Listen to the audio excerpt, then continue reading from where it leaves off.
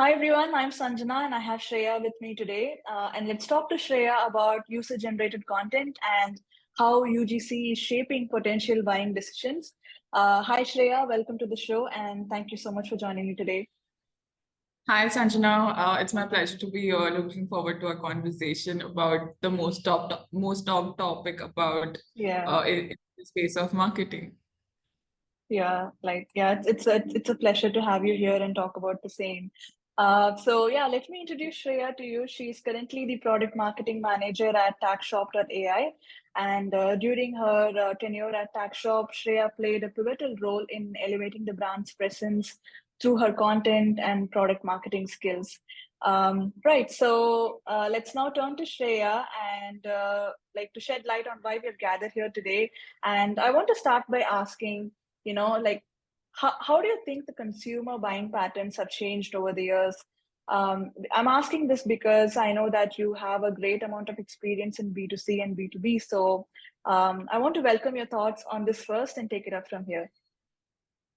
Right, Sanjana. So, from a marketer's point of view, and like you said, like I have worked with B2C brands very closely, and being in the B2B space, I think as users, as you and me as users, we have transformed to how we purchased. I mean, our journeys have changed a lot. For example, if I go on Amazon, I would first want to know the reviews of a product that I want to buy. I would not check out before checking out the reviews. So if that's not just about you and me, it's a general global trend that has taken place. Before that, buyers used to like check out or maybe get influenced by ambassador-led content or maybe celebrity-led endorsements, but now that's not the case. People want to know real experiences of people with products and with brands, and that's how the potential decision has been takes place, right? So yeah, I think buyer behavior has changed a lot in the last decade. And if you want to push a sale, that's not going to happen. If you make it organic, if you make it authentic, definitely you're going to grow sales. That's my submission on that. Awesome. Yeah. Like, is there like a particular, like a specific situation or a moment when when it all started changing? Like what initiated the change?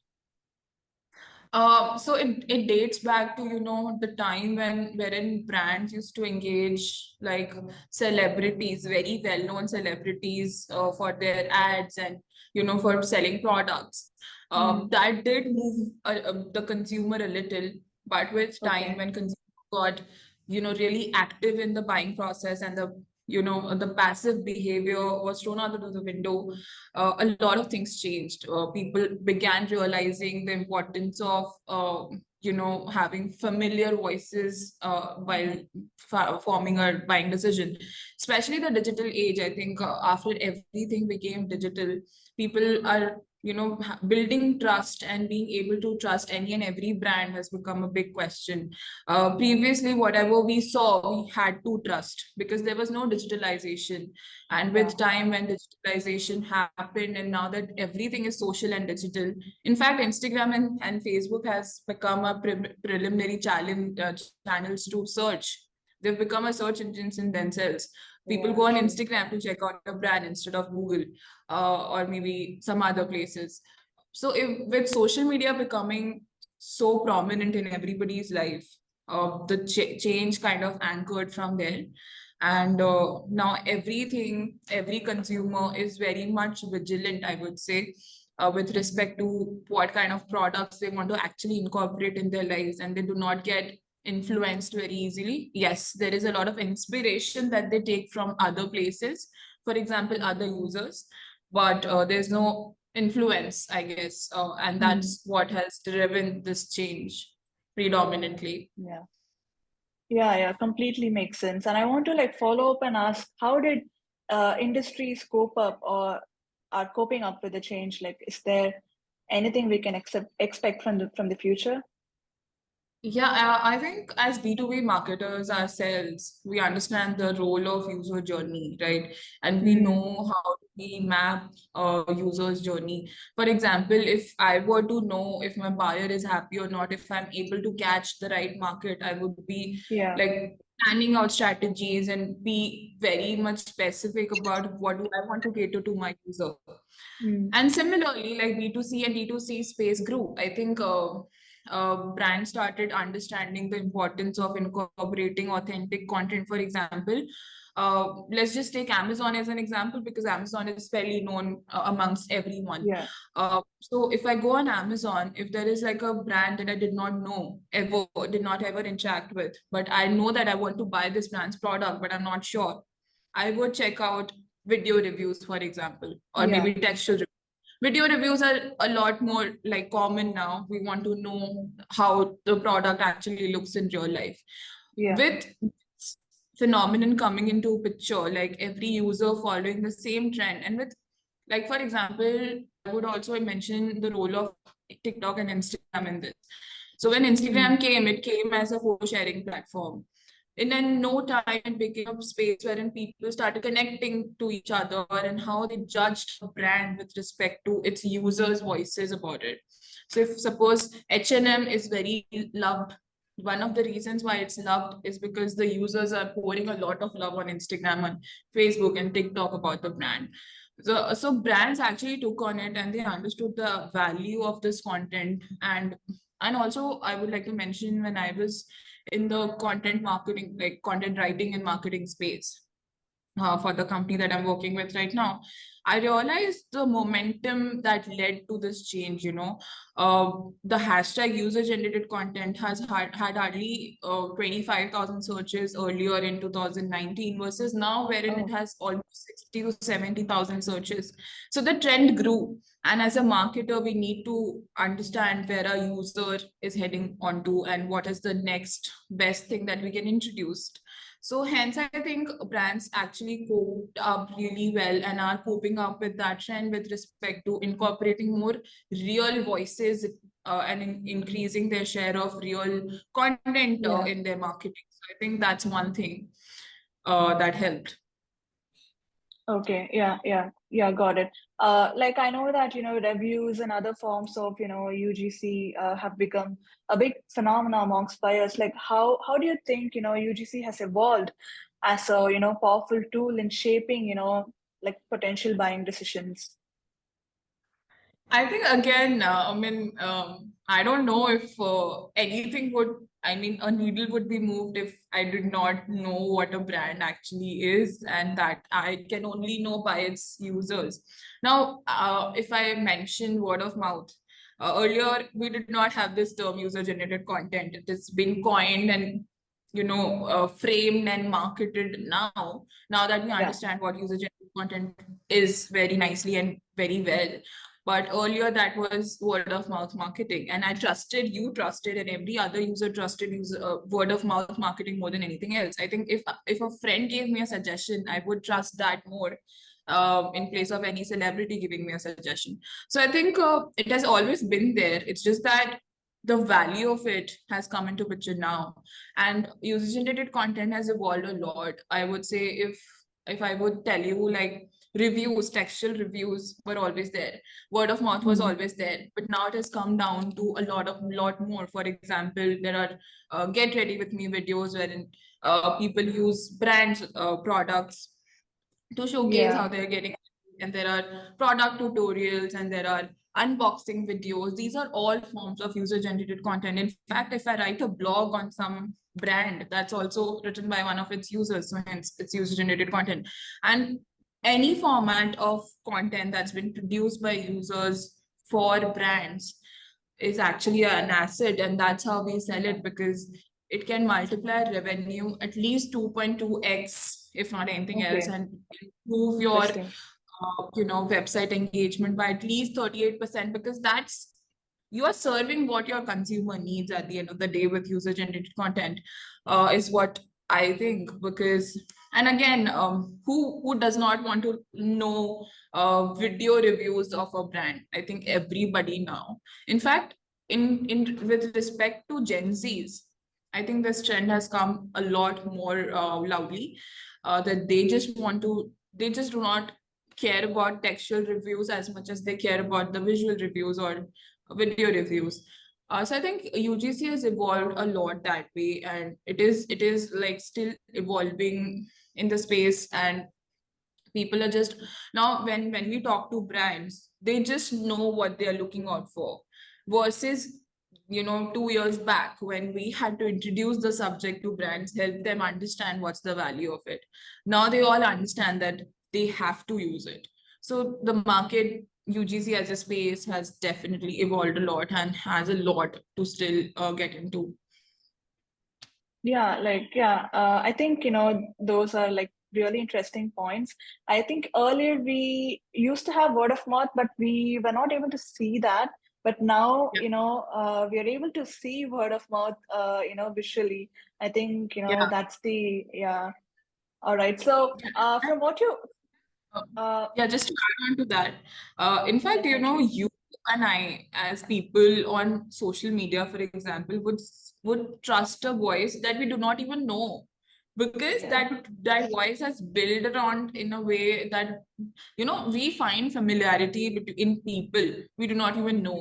So I think the world has also transformed socially in a way that we are connected right now. So yeah, that's also a big point in this word of mouth marketing game.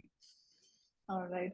And like from what you say, I understand that, this fits for, e-commerce industry, but is there any other industry, or, is there any other, persona like it benefits, and, why they should care about UGC?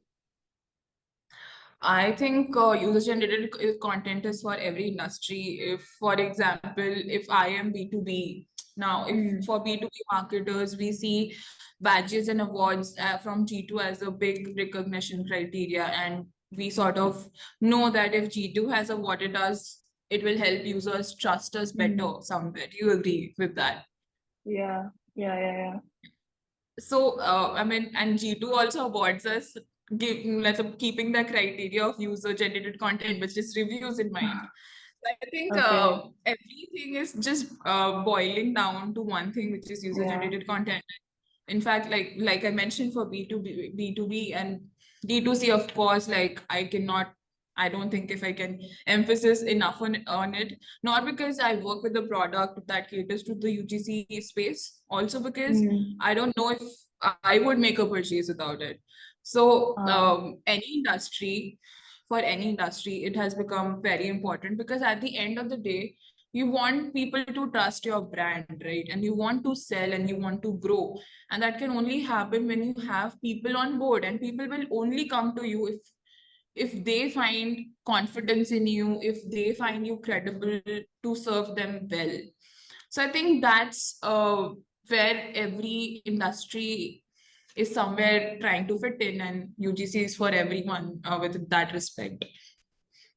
awesome. I know that it's gonna be a sin if I don't talk about, tax shop. I know how that works, but I think it would be really beneficial if you can explain how tax shop works for my audience as well. Because the other day when you explained how it works, I was like really fascinated, because that was the first time I heard about, a product like that. So I would really Yeah. like for my audience to know as well.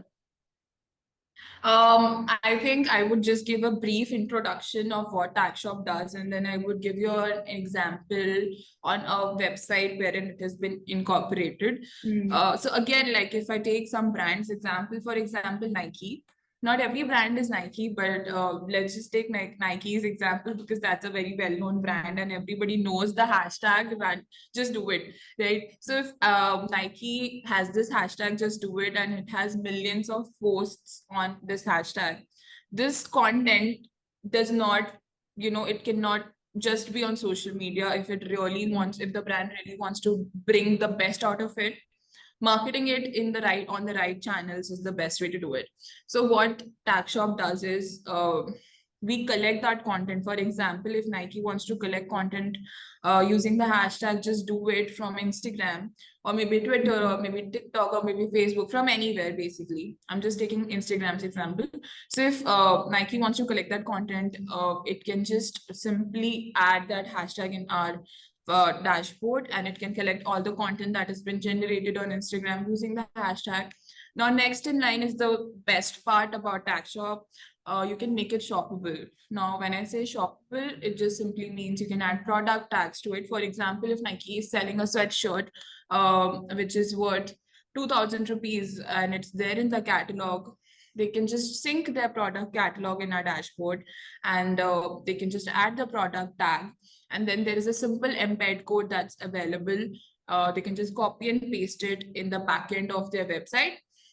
For example, if they want to showcase my content, I'm the user, and if they want to showcase my content on their homepage, they can just show it on their homepage anywhere, wherever they want, by making it shoppable. So it's just the crux of it is user-generated content made shoppable, and incorporated on any of your homepage, product page, category page, your social media, your emails, your ads, anywhere basically. So you can use Tagshop as a complete content marketing tool for your e-commerce.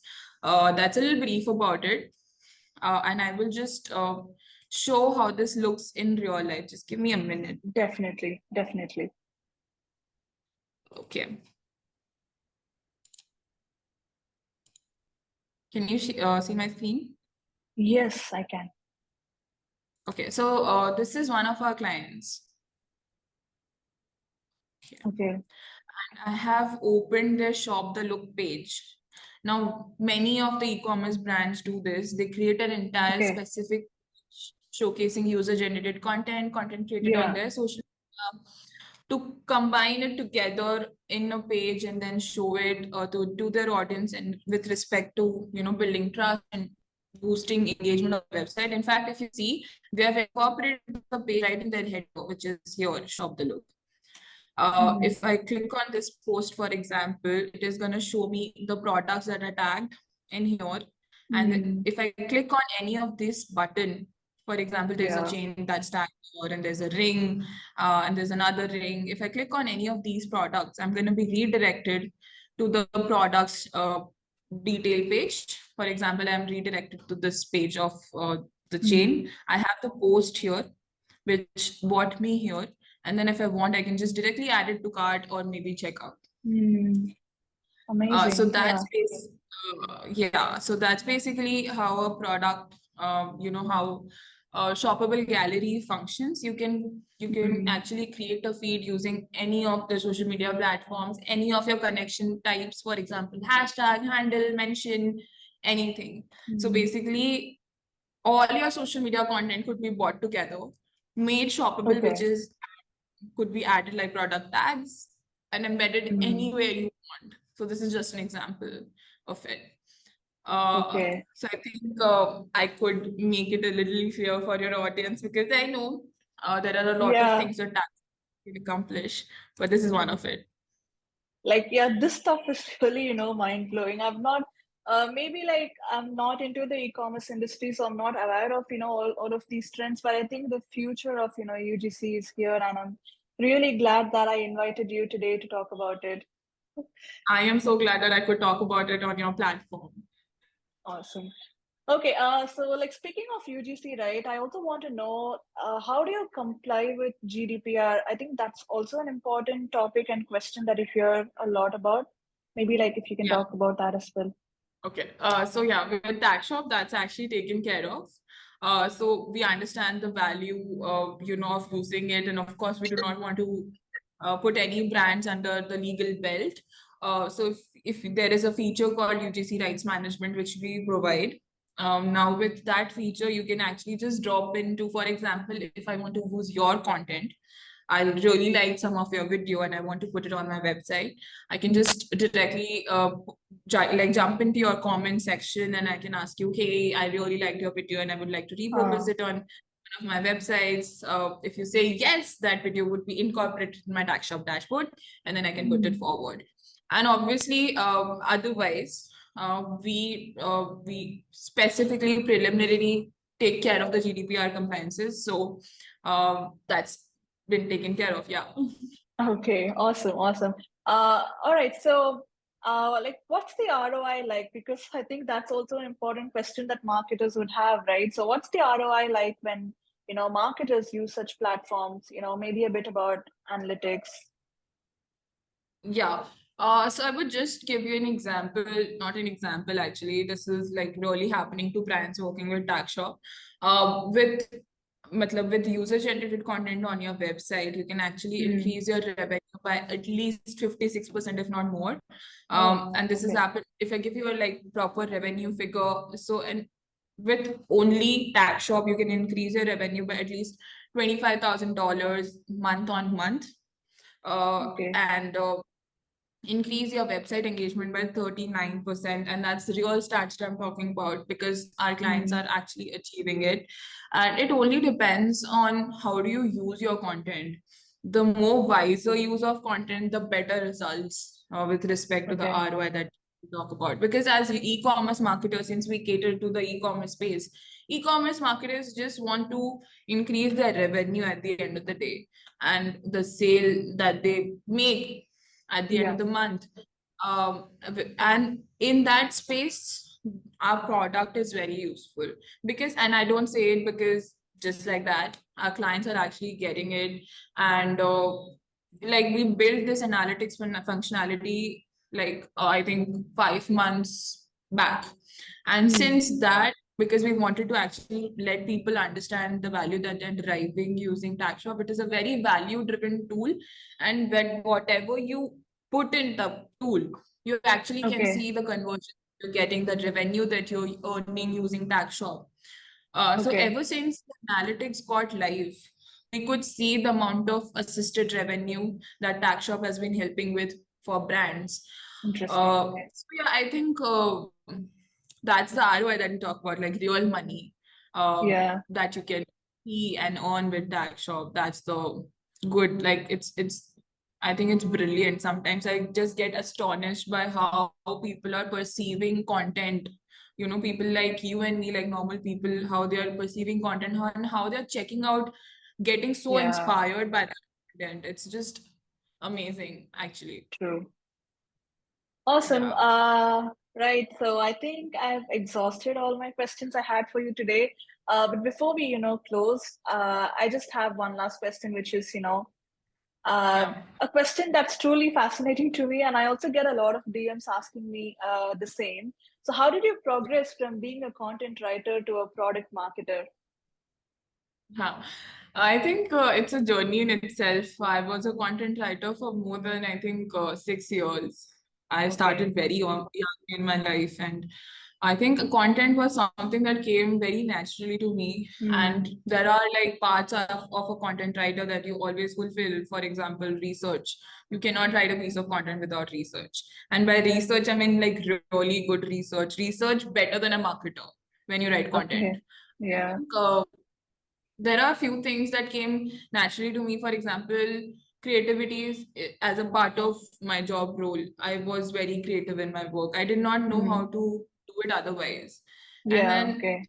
after you've spent like good amount of time in the market, you kind of understand where your user comes from. You kind of understand the market standing, your ICP, and you also kind of get a hang of how do you want to serve your buyer persona in the best possible manner. Okay. And that's when the transition happened basically. That's when I moved from a content writer to a product marketer after spending like really good amount of time in the market. And it just sort of a lot of market research, definitely, and still like there's Yeah. no end to the market research that you do. And a lot of important role was played by my management, of course.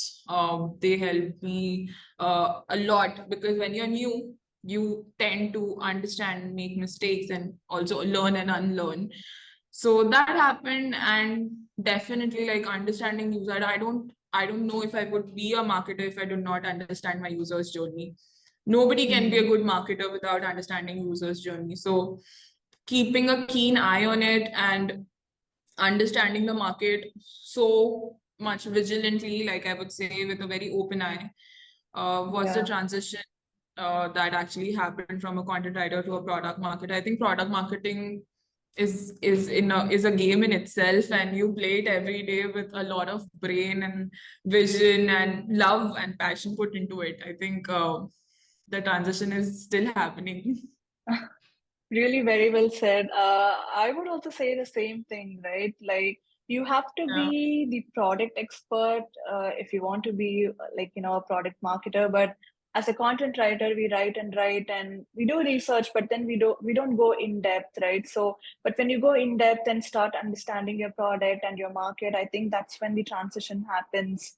Those of you who are We do listening, not even know, when we were transitioning that phase, we did not yeah, even understand that we were transitioning, but we were. yeah, That's the best part yeah, about right, that time. right, right. Awesome. Yeah, I think that's all I have. So yeah, thanks for sharing everything, Shreya. This was absolute fun. Thank you so much for spending your time with me today. I'll give your LinkedIn profile link in the description so people can connect with you if they have any questions about UGC. And I'll yeah, I'll also share Tagshop, links in the description so people can check it out. yeah. That's all. Yeah, it was nice talking to you. Thank you, Sanjana, for inviting me. I think I had a very candid chat, and I could Same answer. here. I think I did justice to the subject, but I don't know. I just hope people could make the most out of it, because I understand one thing, that as marketer, I want people to understand and I want to help other marketers Hmm. develop, grow. I don't know why, but Yeah. it's just there. I think every marketer has this thing. Apart from our Yeah. competitors, we want to help everybody else. So I hope this Nice. podcast actually adds value to people who It watch it. does. And it was so nice talking to you. Thank you for having me. Thanks, Shreya, and talk to you soon again. Bye bye. Bye. Take care.